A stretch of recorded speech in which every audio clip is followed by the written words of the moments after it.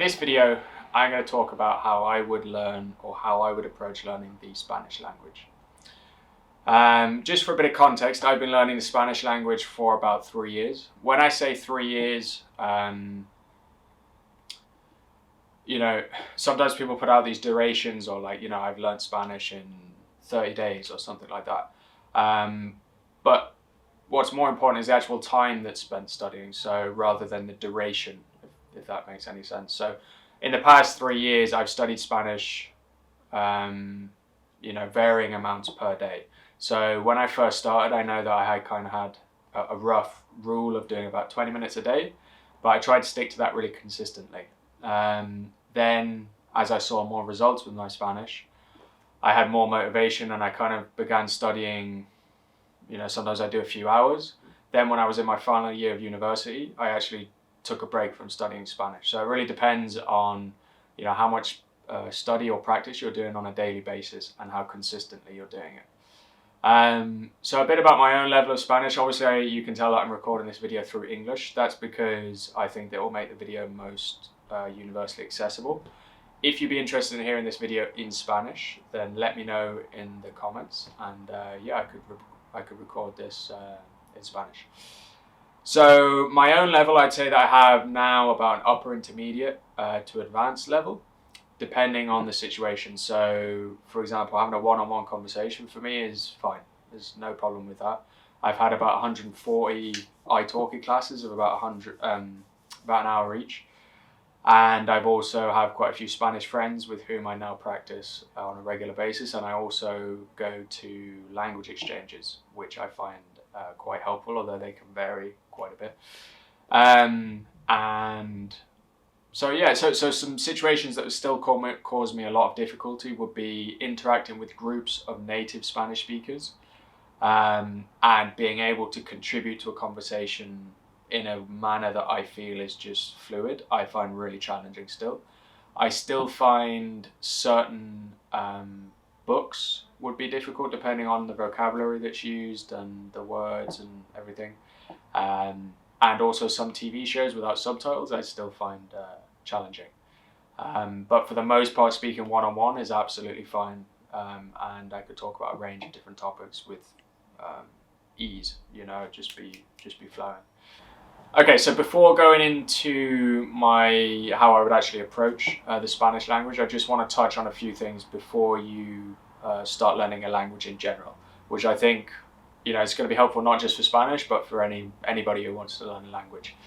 The first thing is to be aware of, it's not something that just happens overnight. A lot of these videos, they say that, this is going to take, look how I became fluent in 30 days. I do believe that you can radically improve at languages in a really short space of time. But sometimes this is not a realistic thing, and it also depends on how much time you have, how much dedication you have to the language, your previous experiences with languages. It's going to vary hugely. And I think it's healthier to have the mindset of, maybe this is an interest and this is something that I'm willing to put consistent amount of time into, and to see where it goes. Maybe have more realistic goals. Like in 6 months, I hope to be able to have a conversation with somebody about this topic relatively comfortably, or something like that. I don't know. Whatever goals you feel are within reach. Definitely don't limit yourself. I do think that you can achieve an awful lot, and my method is definitely going to focus on how to approach learning the Spanish language from the most efficient way possible. Other things, so it's important to enjoy it. It's important to have fun. If I suggest something and you think, God, that sounds like, I don't know if I'd enjoy doing that, then don't do it. Find something else find another way that works for you. The most important thing that's going to contribute to you having motivation over a long period of time is enjoying it at the end of the day. So that's really, really important. And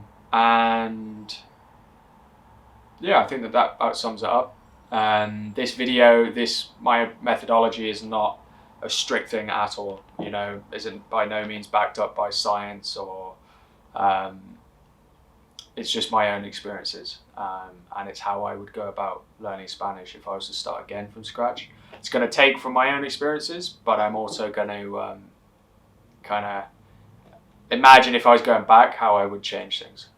So let's get into it. So when I first started, like I said, I think I had a consistent goal of doing about 20 minutes a day. And what I first started with was I began with some basic grammar articles and stuff like this. I Googled like, basic verbs, familiarize myself with terms to do with language. How do I say that a bit better? Like familiarize myself with language concepts that maybe I wasn't aware of. For example, when you're speaking your native language, you're not thinking, okay, now I have to conjugate this verb in this tense because I want to say this. You're just speaking. And when you start learning a language, particularly if you've never learned one before, there's going to be a lot of terms and definitions that aren't, maybe they won't make sense, but there may be something that you've not even considered before, and how language is constructed. And I would recommend maybe just doing a bit of Googling, just searching around of like, basics of language, basics of the Spanish language. Okay, I'm aware that there are these types of verbs, there are these types of verbs. Don't get too focused on memorizing everything. It's just to kind of be aware of things.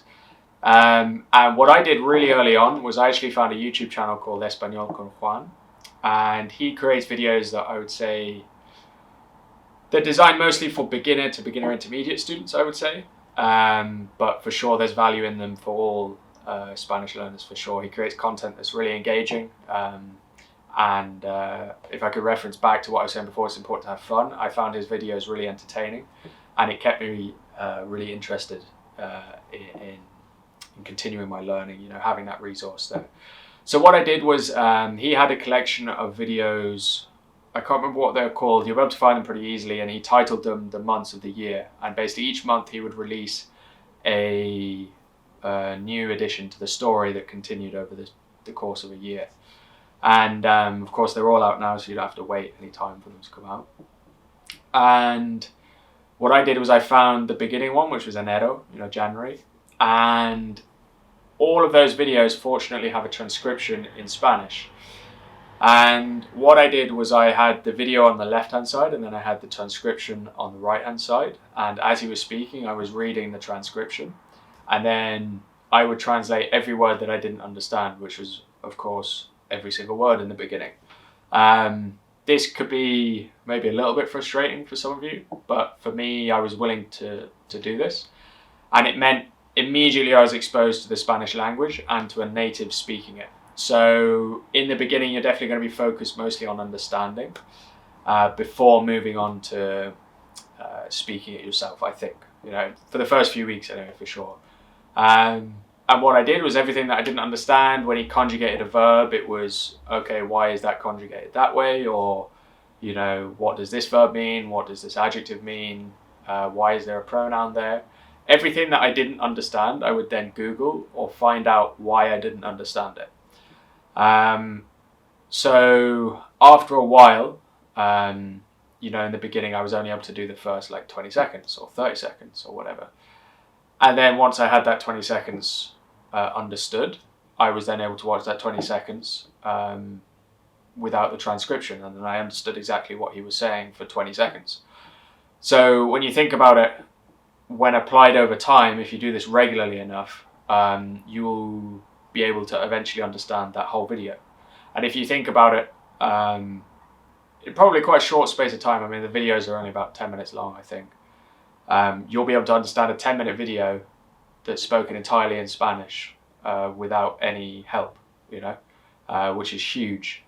Because within that, you're going to then have, because of the context of his videos and the words that he uses and stuff, they're quite a basic level.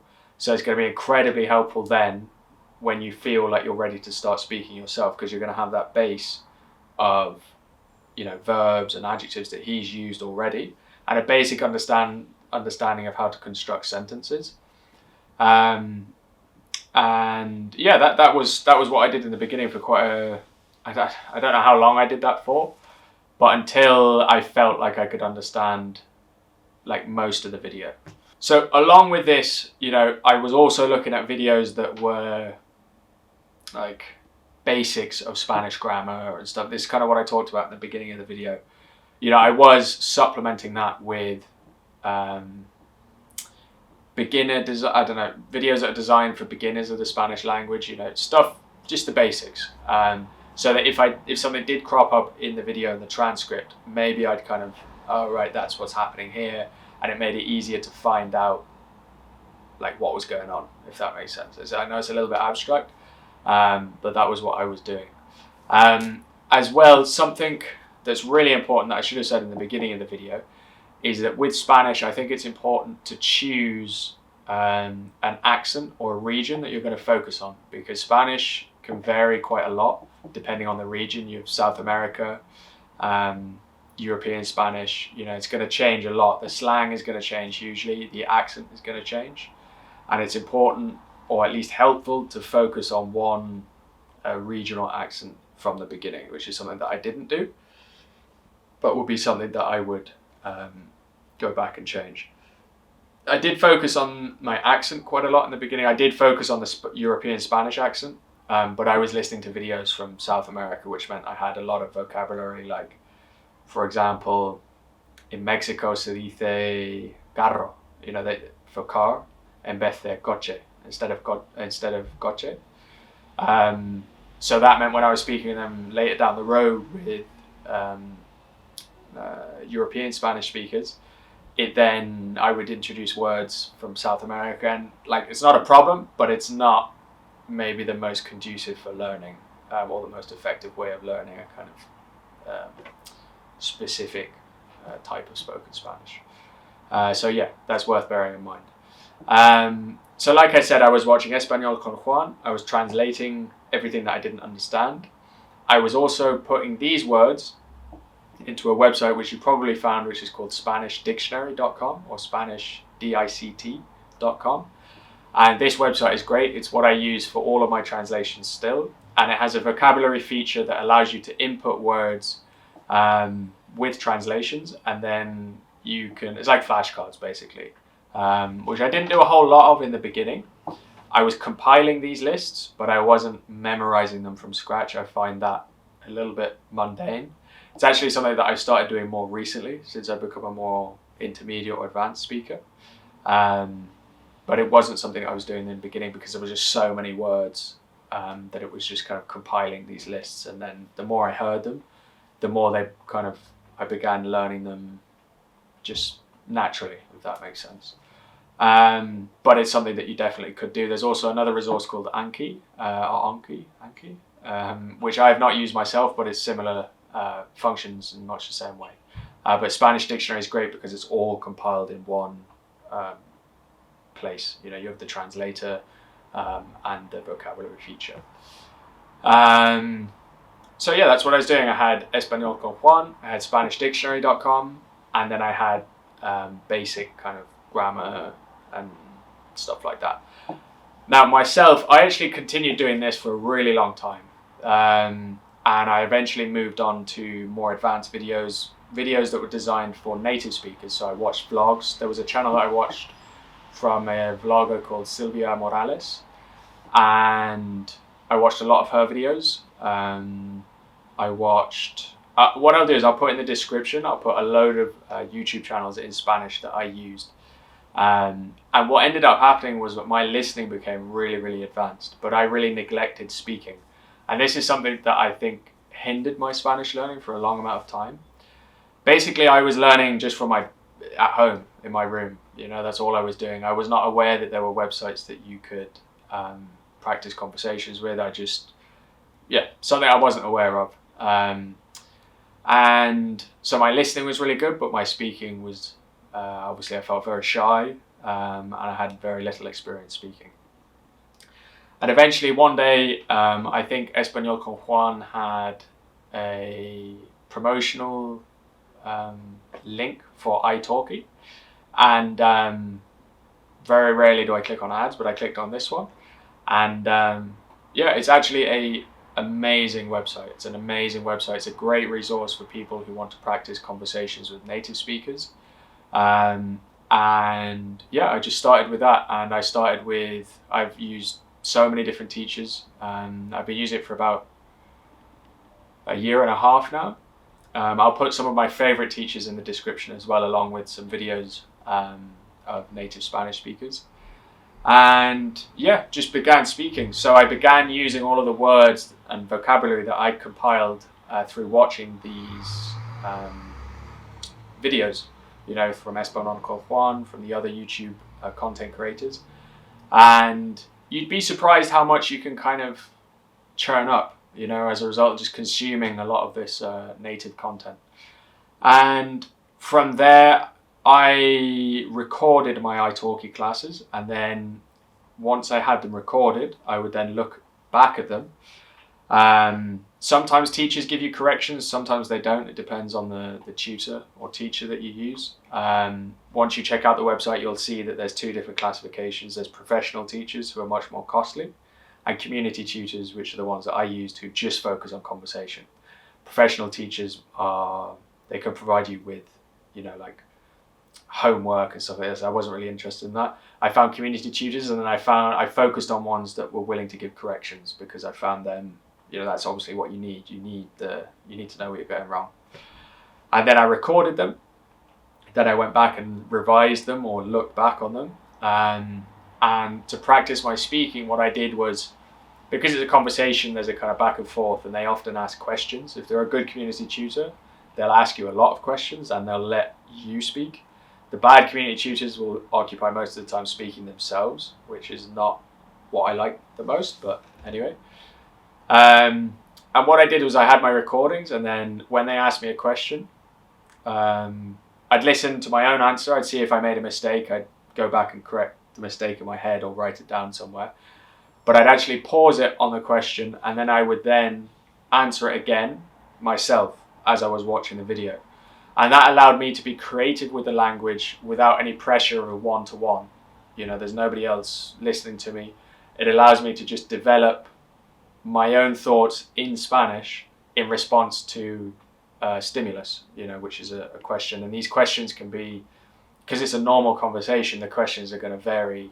They're going to be real questions. They're not going to be like, so Tai, please tell me about your hobbies. It's not going to be mundane. It's going to be like, so like, what did you get up over the weekend? Why did you do that thing specifically? And it's going to allow room for you to be creative. And I would just trail off in my own, I would just speak out loud to myself, and I'd go off on a kind of mini adventure with Spanish. And it really, really helped develop patterns of speaking using ways of speaking that were natural to me. We all have our own vocabulary in our heads in our native languages, and having that room to just speak myself allowed me to develop that in Spanish. And so I essentially continued with consuming more native content, which practiced my listening, and then supplementing that with italki, and then combined that led to quite a decent level of Spanish in a relatively short space of time. Now, the more time that you put in, the faster that this will happen. And yeah, that's kind of what, that was the nuts and bolts of my method. I guess it sounds quite simple now that I've said it. But yeah, that's essentially what I did. After a while, you might find that, you'll become really familiar with. Okay, let's go back a little bit. So after a while of doing this, you'll get I got really great buzz off of like, wow, I'm actually speaking in Spanish. This is amazing. I've put so much time into this, and now I'm actually speaking in a language that's, not my native language. It was amazing. And that gave me a lot of motivation to continue challenging myself. So from there, I escalated the type of content that I was consuming. So I moved on to TV shows, like I watched Elite, which it's all right, but like the way they speak in that is like, it's difficult to understand. La Casa de Papel as well is kind of difficult, lots of very specific vocabulary. And what I did is I watched that in Spanish with Spanish subtitles and followed a similar approach to the YouTube videos, but this time it was just, they're speaking really, really quick. Those videos are not designed for people who want to learn Spanish. They're designed for native Spanish speakers. And that really upped my listening. And then at the time, I still didn't know anybody, or I didn't know groups of Spanish speakers. So I was still just sticking to italki as my speaking practice. And I continued like this for quite a long amount of time. I was quite happy with my progress. And then recently, because I've since moved, I used to live in a very small town, now I live in a city. Recently, I've also started going to language exchanges, which is a great way to meet people through languages. And typically there will be Spanish speakers at most language exchanges. And that's a great way to practice off the cuff, sometimes they're in pubs, they're in cafes. So it's going to be a challenging environment. You're not with your headphones in, with a dedicated person who's just there and focused on you. It's going to be a bit more rough, That's a really good way of practicing. Trying to meet Spanish people, through speaking Spanish, I've met loads of really, really amazing Spanish speakers. Lots of them have become my friends now. And I'm fortunate enough to be able to practice my Spanish with them now. That's something that I would really recommend. Putting yourself out there, trying to meet people, and connecting through that. And then from there, you're going to also speak, you're going to be speaking with natives. You're going to hopefully have experiences with groups of native speakers. So this is kind of where I've arrived to now, in that for me a one-on-one conversation is fine, but it's that native, like groups of Spanish speakers that I find challenging, but it's what I want, it's what I want. It's the environment I want to put myself in. And now I hope to plan trips to Spain so that I can practice in the country itself, and be surrounded by it on a more consistent basis. Okay, so I was just editing the video there, and I realized the last few minutes are entirely out of focus. The camera shifted focus to the plant in the background, so I'm just going to re-record what I said at the end. So listening to myself back, this is definitely a general approach. And of course, you're going to find within this, there are going to be specific things that might cause you a lot of problems. For me, for example, when the subjunctive tense came up, that caused me a lot of confusion. And what I did was I just spent as long as I needed on that particular issue until I felt that I could properly understand it, or I had a good grasp of it. And then what I did was, when I was speaking, I would try and naturally introduce the subjunctive where possible, and that really helped enforce my understanding of it.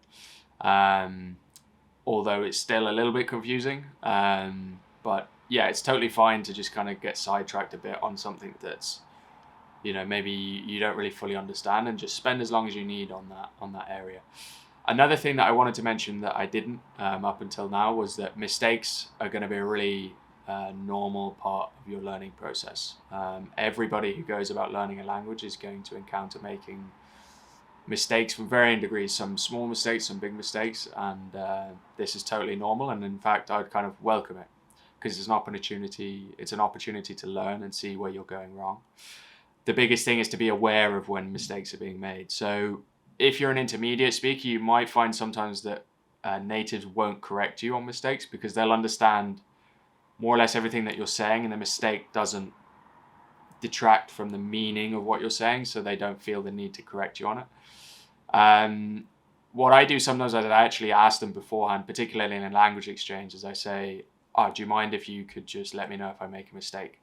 And most people would be willing to do that, and that could be really helpful. And then the other thing is, if you're recording your italki classes, you'll be able to spot your own mistakes and self-correct them yourself.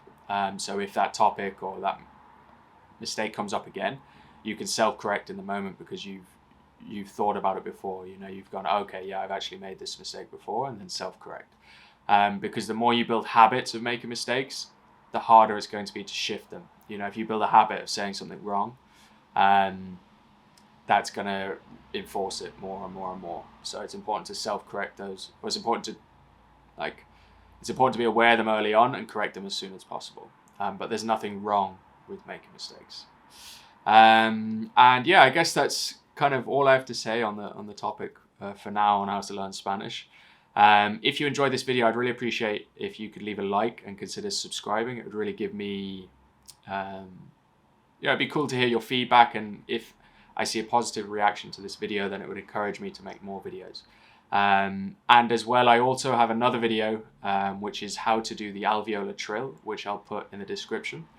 And this can be really helpful because the R sound, the R, can be really difficult, particularly for English speakers, because we don't have this sound. And it's something that I struggled with for a really long time. And yeah, so I'd recommend checking out that video if you're struggling with the alveolar trill.